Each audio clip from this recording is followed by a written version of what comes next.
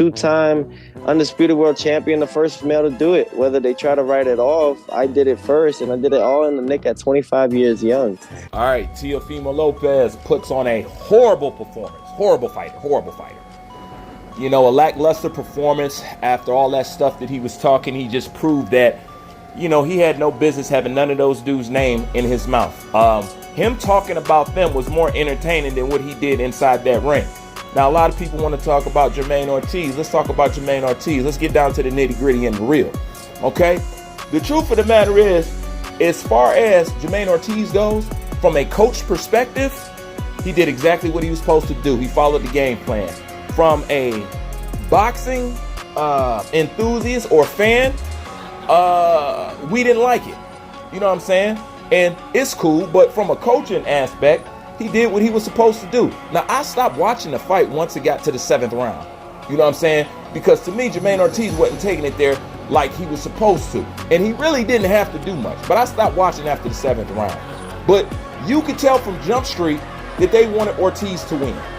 And when I stopped watching, Ortiz was ahead in my book. Okay? But they wanted Ortiz to win. The only thing Ortiz had to do to push the needle over the edge was show more ring generalship. If he just applied more in ring generalship, they'd have gave him a fight because they wanted it. They wanted to give it to him. You can listen to the commentary and tell. Now, it wasn't that corrupt. They were being accurate, but they was hanging from Ortiz's nuts a little bit. You know what I'm saying? Which is cool. You know what I'm saying? That's ESPN, no doubt.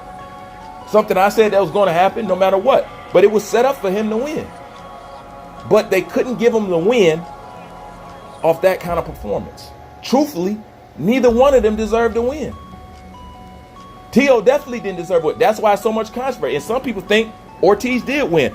I don't know because I didn't watch it all the way to the end. So I'm going to leave the rest up to you. This is my interpretation from round 1 to round 7. Okay?